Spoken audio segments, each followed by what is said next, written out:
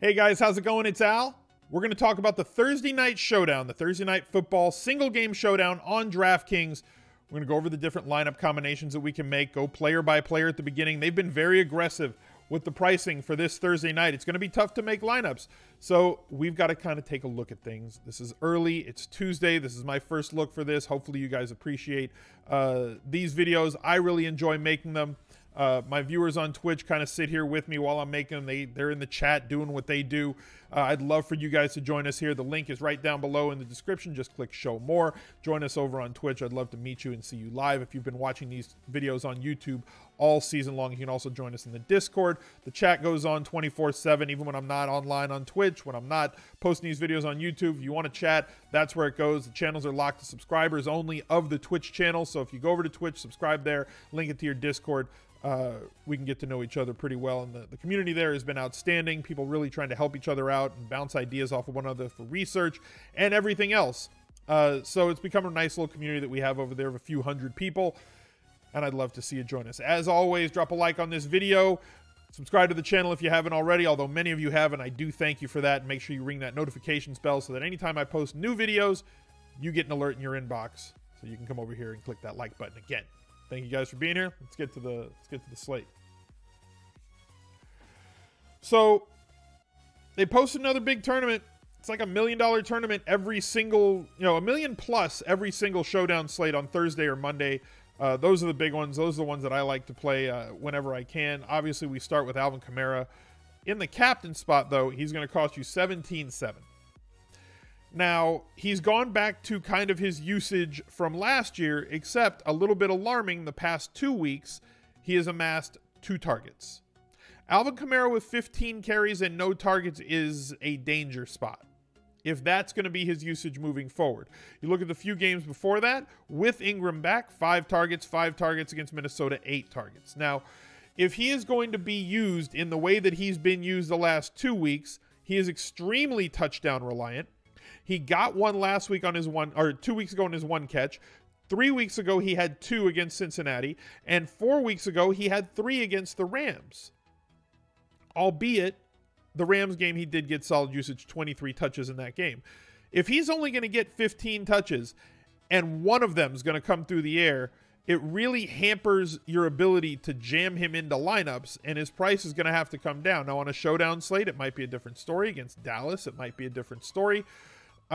He still projects as one of the highest scoring raw projected players on this slate in terms of median projection. People ask what is a raw projection. Just looking at what everybody's median projection is, he is one of the highest projected scorers on this slate.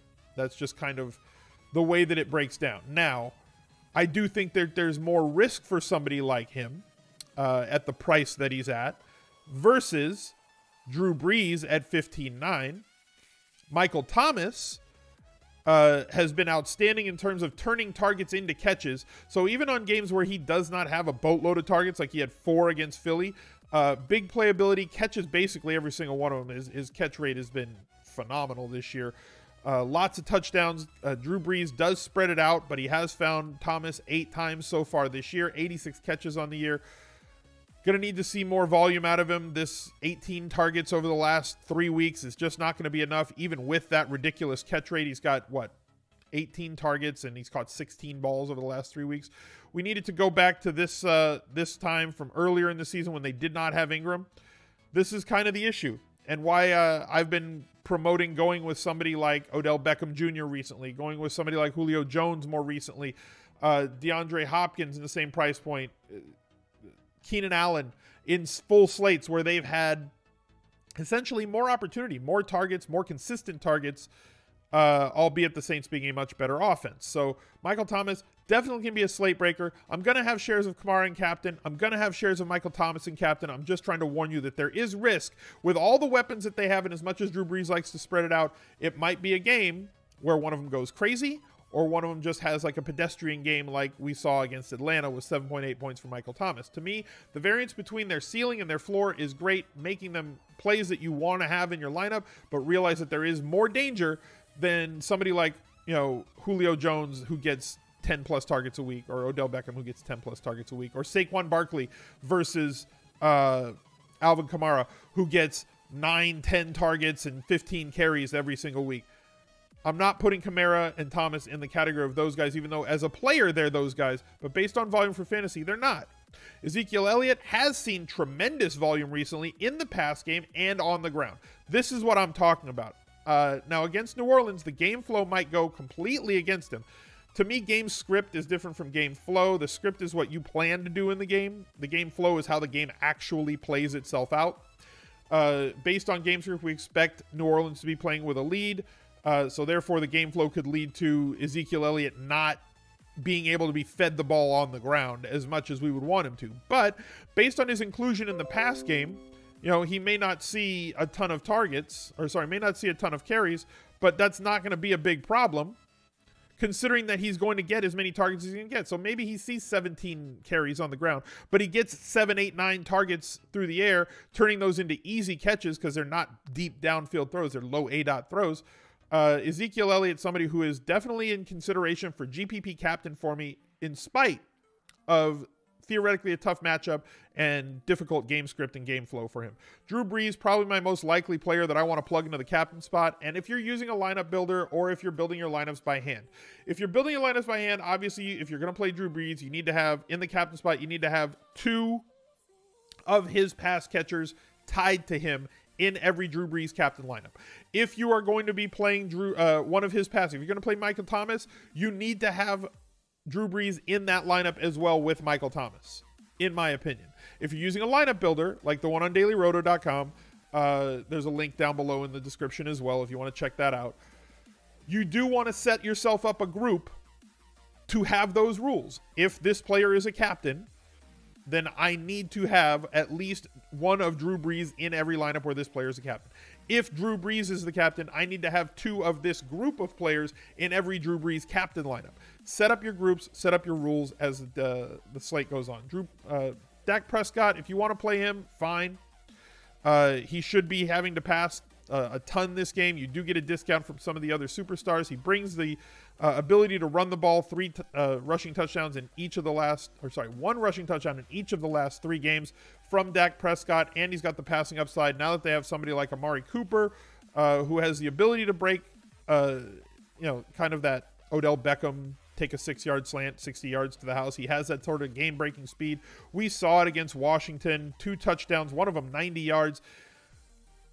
I like the amount of volume that Amari Cooper is getting in this offense, and he's going to get it every single week. Even against Atlanta, he got 5 targets, fine. That was the week that we thought he was going to have solid volume, and he didn't. But you look at the other 3 games, 8, 9, and 10 targets in those 3 games, no less than 5 catches in any one of those 3, and a touchdown, at least 1 touchdown in 2 of those 3. So I do like the volume that they have. Play action is going to work great, especially in an offense that's going to have the amount of volume that goes towards Ezekiel Elliott.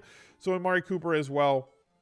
Somebody I'm considering for captain. Mark Ingram, maybe a sprinkle at captain, but realize that the volume is the same or worse than Alvin KAMARA. You're hoping that he gets into the end zone a couple of times. It's just not guaranteed. He just has to get there. And all the other guys I think are filler.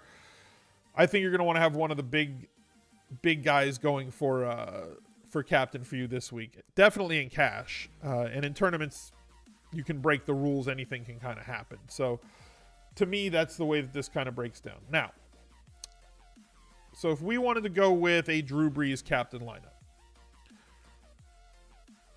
So we want to have like 2 pass catchers. So if we have Michael Thomas, you can count KAMARA as a pass catcher, but I don't know if you can fit all 3 into a lineup.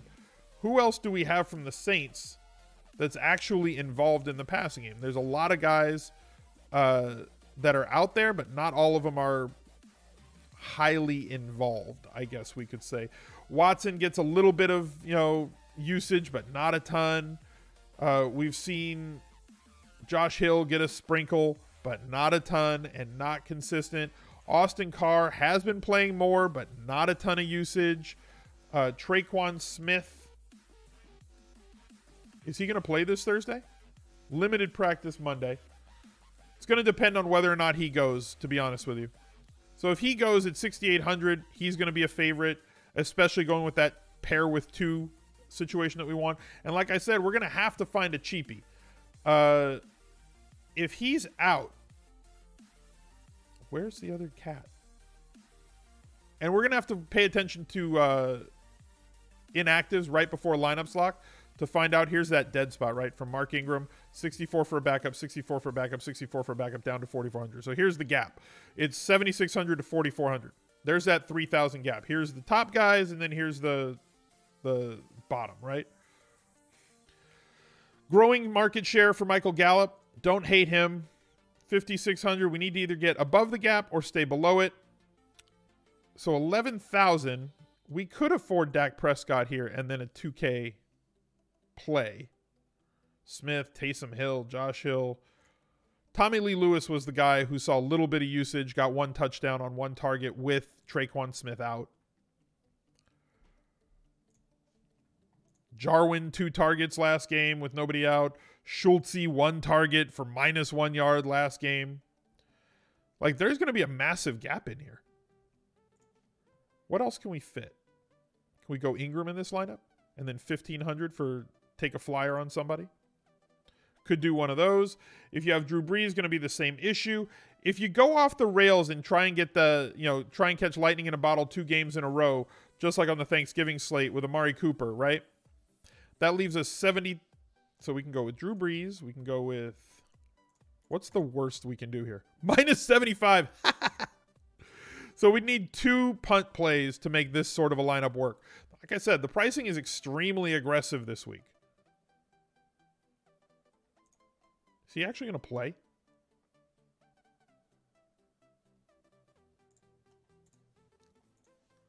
Doubt it. Tommylee Lewis, doubt it. Rod Smith, 2 touches a game. Taysom Hill. Kind of feel like Taysom Hill's being made out to be a bigger thing than he is. He does come in on gadget plays, but he's not stealing a ton. And he's not getting enough for me to want to use him at the price that he's at, is kind of the problem. He's a gadget guy.